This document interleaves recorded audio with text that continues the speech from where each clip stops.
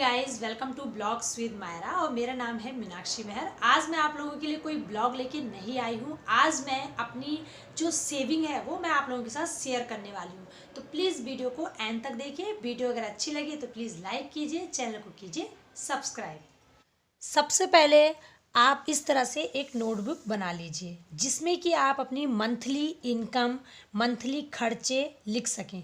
तो मैंने इस तरह से एक डायरी बनाई हुई है। मैं हर महीने जो भी मुझे मेरे हस्बैंड पैसे देते हैं मैं उसका पूरा बायोडाटा इसमें लिख देती हूँ कि मैंने कहाँ कहाँ पैसे दिए हैं, कितनी जगह दिए हैं, कितनी जगह खर्च किए हैं, ताकि आपको पता लग जाए कि हमें जो मनी मिल रहा है उसको हम किस तरह से यूज कर रहे हैं। तो ये देखिए मैंने यहाँ पे लिखा है फरवरी का बजट 2023। यहाँ पे लिखा है मैंने जनवरी का बजट जनवरी 2023। इससे आपको ये पता लग जाता है कि हमें अगर हमारे हस्बैंड पैसा दे रहे हैं तो हम कहीं गलत जगह इन्वेस्ट तो नहीं कर रहे हैं या हम कहीं पे बचत कर रहे हैं। तो इसका पूरा जो बायोडाटा है वो हमारे पास रहता है। तो मैं अपनी बात करूं, मेरे हस्बैंड को इस टाइम पे मिलती है मंथली 20,000 रुपीज़। ठीक है, तो ये जो 20,000 जब ये मुझे भेजेंगे तो मैं इसी से ही अपने घर की ज़रूरत के जो खर्चे हैं वो भी मैंने पूरे करने हैं। इसमें मैंने बचत भी करनी है। तो ये मैं आप लोगों के साथ शेयर करूंगी कि मैं किस तरह से करती हूँ। शायद आपके लिए ये वीडियो जो है यूजफुल हो जाए। तो मैंने पहले यहाँ पे लिखना है कि खर्चा, जो मेरा खर्चा है वो कितना हो रहा है। हन्नी की फीस, मेरा बेटा है 8 साल का, वो इस टाइम पढ़ता है 2nd क्लास में, तो उसकी जो मंथली फीस जाती है वो जाती है 1100 रुपये। तो मैंने यहाँ पे लिख दिया है हन्नी की फीस 1100। ठीक है, दूध का बिल 475, क्योंकि मेरा 25 का आधा किलो यानी 50 रुपये किलो हमारा दूध है, तो आधा किलो मैंने दूध लगाया हुआ है। कमरे का किराया 3200, जो मेरा कमरे का किराया पड़ता है। अब ये देखिए यहाँ पे मैंने क्या निकाला है, जनवरी का किराया 3200, 1/2/2023 तक की रीडिंग, जो मेरी रीडिंग इस टाइम थी 780 थी, पिछली रीडिंग 761 थी। तो 19 गुणा 5 यानी 5 रुपये जो मकान मालिक है हमसे पर यूनिट के लेते हैं। तो 19 गुणा 5 यानी 95 रुपये। तो मेरा इस महीने जो बिजली का बिल आया है वो ओनली 95 रुपये आया है।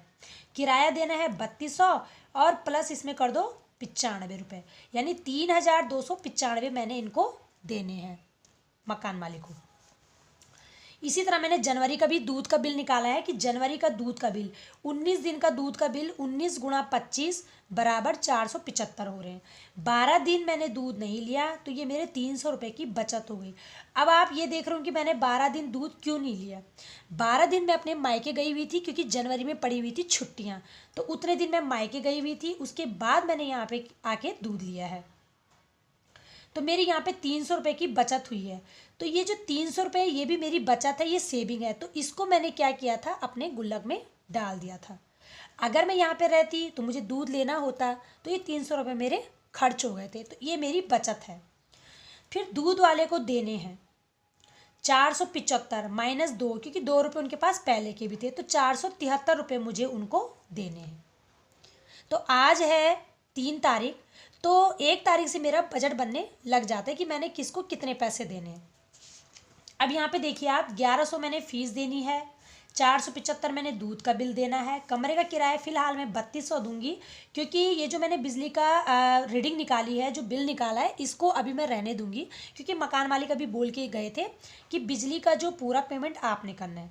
तो मैं इस हिसाब से रोकूंगी। अगर बिजली का बिल ज़्यादा आएगा तो मैं उनसे बात करूंगी, उस हिसाब से मैं पैसे दूंगी। फिलहाल मैंने 3200 का ही कमरे का किराया लिखा हुआ है, तो ये मैंने यहाँ पे लिख दिया है। इसके बाद यहाँ चलते हैं कि मैं बचत कहाँ कहाँ पे करती हूँ और कहाँ कहाँ मेरी किस्तें जाती हैं। कमेटियाँ मेरी खुलाई हुई है। एक कमेटी मैंने यहाँ बांधने वाला में खुलाई है, तो 1000 मेरा यहाँ जाता है मंथली। रानी पोखरी में मैंने एक कमेटी खुलाई है, 1000 मेरी यहाँ जाती है मंथली। समूह में मैं जुड़ी हुई हूँ तो 100 रुपये मेरा उधर जाता है मंथली। पोस्ट ऑफिस में भी मैंने खुलाई है तो 2000 मेरा उधर जाता है मंथली। पोस्ट ऑफिस दूसरी जगह मैंने इसी टाइम खुलाई है जनवरी में, तो ये 2000 मैंने अभी 2023 में खुलाई है, ये मेरी पहले से खुलाई हुई थी। एक जन सहयोग कमेटी में मैं जुड़ी हूँ, वहाँ मैंने 500 रुपये। तो ये मान के चलो 6,600 रुपये की तो मेरी बचत हो रही है मंथली। अभी फ़िलहाल मैंने इतना ही अपना निकाला है कि मैं इतनी बचत कर पा रही हूँ। कभी मैं एक्स्ट्रा भी गुल्लक में 1-2 रुपए या सिक्के या 10-20 रुपए जब भी मुझे लगता है तो मैं वो भी बचत कर लेती हूँ। अभी राशन का मान के चलो तो राशन बाय द वे मेरी 3,000 की राशन आ रही है। एक्स्ट्रा 2,000 में जो आपके खर्चे हो जाते हैं, कभी बच्चे ने कुछ जिद कर दी, कभी कुछ खाना हो, कभी इधर उधर का लेना हो, तो ये मेरा एक्स्ट्रा में लिख दिया कि 2,000 में हम वो ज़रूरतें पूरी कर सकते हैं। स्कूटी है मेरे पास, तो स्कूटी में मुझे तेल डालना पड़ता है, तो वो चलने पे बात है। अगर मेरी स्कूटी 1 महीने में ज़्यादा चल रही है तो 1,500 का मान के चलो मेरा तेल लग जाता है। तो ये मान के चलो कि 6,500 रुपये तो मेरा ये जाना ही जाना है। इसमें मैंने 2 लिखा है, कभी 3 भी हो जाता है। अगर मुझे कुछ एक्स्ट्रा लेना हो या मुझे कुछ करना है तो उसमें 3 भी हम ऐड कर सकते हैं। फ़िलहाल मेरा इतना ही रहता है। तो मैं सच बता रही हूँ, अगर आप इस तरह से बचत बनाते हो अपना डेली का, मंथली का, तो आप काफ़ी कुछ बचा सकते हो। तो ये देखिए मैं बचत करके इतने बचा लेती हूँ। इससे एक्स्ट्रा भी अगर थोड़ा बहुत इनसे बच जाए तो वो भी मैं कोशिश करती हूँ बचाने की। तो अगर आप इस तरह से 20,000 का अगर आप बजट बनाते हो, इस तरह से आप खर्चे रोकते हो, करते हो, तो आपको भी काफ़ी वो मिलेगा। तो अभी आपको देखिए राशन की मैंने 3 लगाई है, क्योंकि चावल है, आटा है, दाल है, चाय पत्ती, कई चीज़ें इसमें होती है जो हमें खरीदनी पड़ती है। इसके अलावा बच्चों को अगर फ्रूट चाहिए, सपोज बच्चे फ्रूट की जिद कर रहे हैं, फ्रूट भी लेके आना है, सपोज बच्चे अभी सब्जियां भी हमें लेके आनी है, तो चलिए अगर 2,000 मैं यहाँ पे भी आपको लगाती हूँ तो यहाँ पे कितना हो रहा है, 3 और 2 5 6 7 है ना, 7 और 1 8, 8,500 अगर हमारा 8,500 अगर हम इस तरह नियम बना के चलो, अगर इतना हमारा होता है खर्चा, इतनी हमारी बचत हो रही है, तब भी हमारा 20,000 में अभी हम सेटिस्फाइड हैं। लेकिन अभी मेरे पास क्या है, अभी बेटा एक ही पढ़ने के लिए है। इस तरह से अभी मेरी बेटी छोटी है, अभी स्कूल नहीं डाला है। अगर जिस दिन मैं उसे स्कूल डालूंगी उसके हिसाब से फिर मेरा बजट थोड़ा अलग हो जाएगा। लेकिन फ़िलहाल मैंने आपके साथ अभी एक बेटे की बचत और 20,000 में मैं कितना बचा लेती हूँ, कितने मैं खर्चे कंट्रोल करके चलती हूँ, वो मैं आप लोगों के साथ शेयर किया है।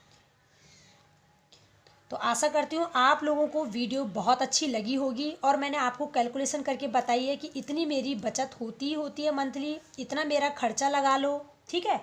ये भी मेरा खर्चा लगा लो 32, यानी कमरे का किराया दे के 3 और 1 4 5,000 अगर मैं इधर बचाती हूँ, सॉरी इधर मेरा ये निकलता ही यानी देना ही देना है, इतना भी ये मान के चलो। तो अगर 6,600 भी अगर हम बचत कर रहे हैं मंथली तो क्या बुरा है।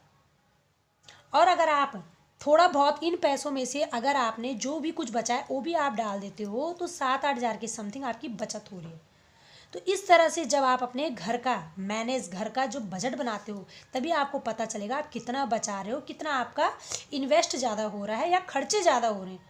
तो एक हाउसवाइफ को मंथली अपना बजट ज़रूर बनाना चाहिए।